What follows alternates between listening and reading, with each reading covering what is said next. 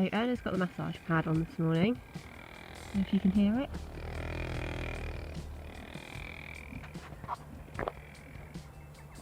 It's got sensors here and here.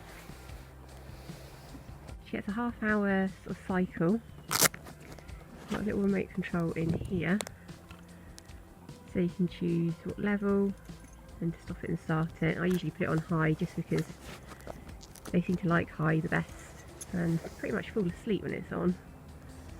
So I'll just leave her with that on for a bit while I do some jobs and get a happy Erna. Erna's work focus at the moment is really getting her to work long and low, which basically means putting her head down low like this and stretching across the back. This really helps build up the correct muscles for her. The white rope contraption that she's wearing is called a Pessoa, and it usually connects to the head as well as going around the bottom like this one does. I like to use it because it works as a driver to push her forwards, which is another element of wanting to push her into her long and low contact as she's doing here. I really don't need the front bit, she does the long and low by herself. So yeah, we're just doing this, working on building our back muscles up.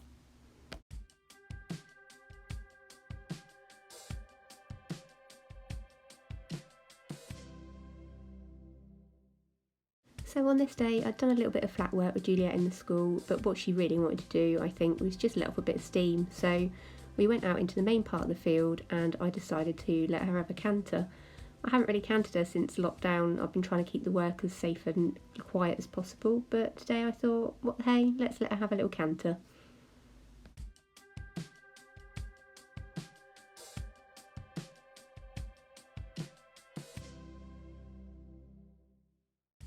It was a lovely way to finish off our schooling session, and I think you can tell by both of our faces that we really enjoyed it.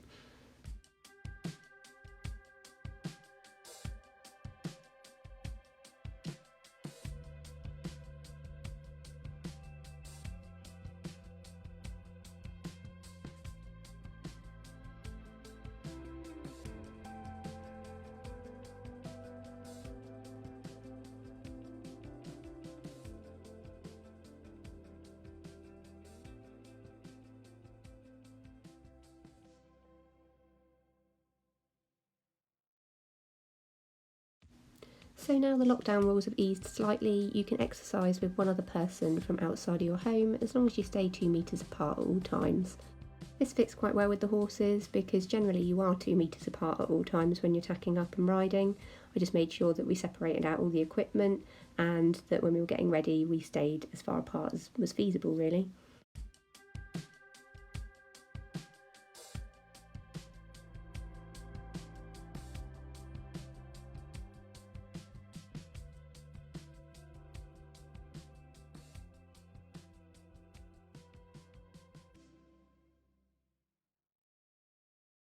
Our ride out was pretty low key as this is the third time Erna's been ridden since lockdown, and the first time in ages both of them have been hacked out together, so yeah, just a bit, mostly walking, bit of trotting, and you'll see one little canter that we had as well, where I actually said to Sian, see if Erna will canter, and off she went quite happily.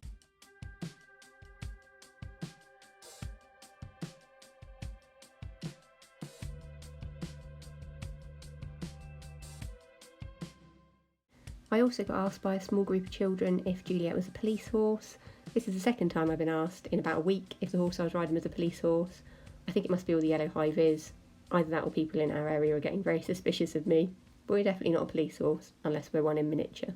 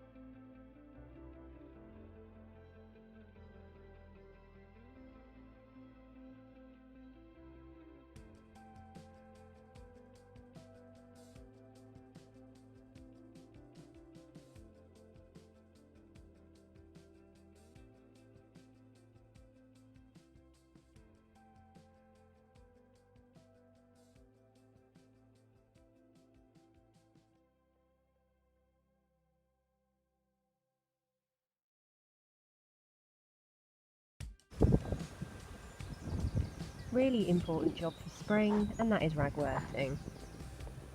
And these little beasties grow really quick. As soon as the sun comes out, we've had a bit of rain, they start popping up everywhere. So today's job, remove said beasties. So here I am, gloves on, specialist ragworting tool, and off we go. It really doesn't take 5 minutes to get them out of the ground with this thing. Really simple. Out the ground, in the bag, on we go.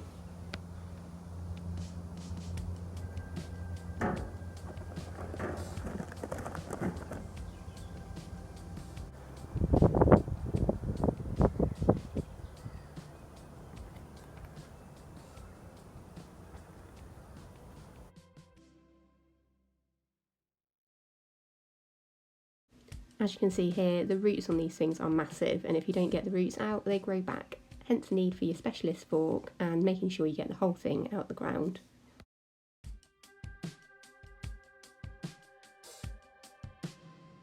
So this week's pole exercise is an exercise that Tara introduced me to in the pole clinic we did with her just before lockdown, and I think it's called a French serpentine.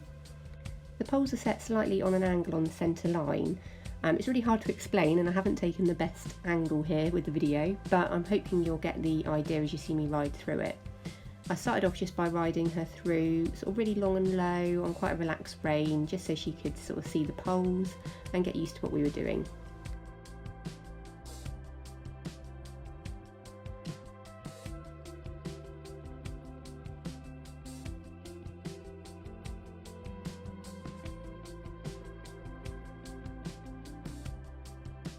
I then picked her up into a more forward walk, as you can see here, and we went round again. You might notice that Juliet's got her little training shoes on today, which are her hoof boots. She'd been a little bit stumbly in the school recently, so I thought that we'd try these in the school, as we only usually wear them out hacking, and the difference was brilliant, so I'm going to try using these in the school. I think because I've got a grass school, it's just the ground is a little bit hard at the moment, and she was finding it a little bit ouchy on her feet, so we'll see how the boots get on.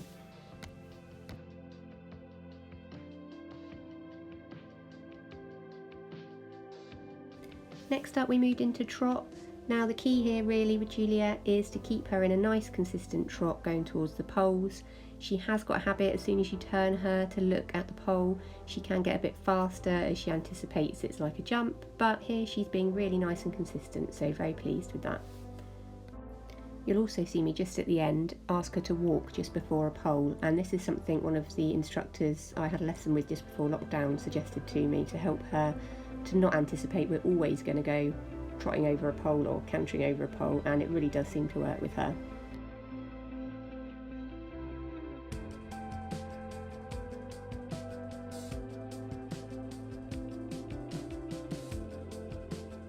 So next up we're on to raised trotting poles. These are just raised very slightly, just to help her elevate her pace slightly over the poles. You'll see her lifting her feet up higher.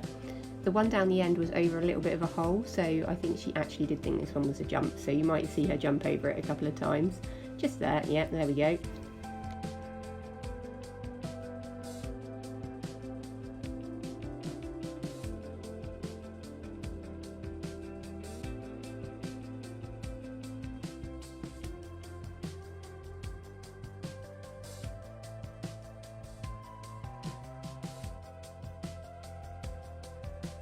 This was another exercise we both really enjoyed doing, and one we're going to do again.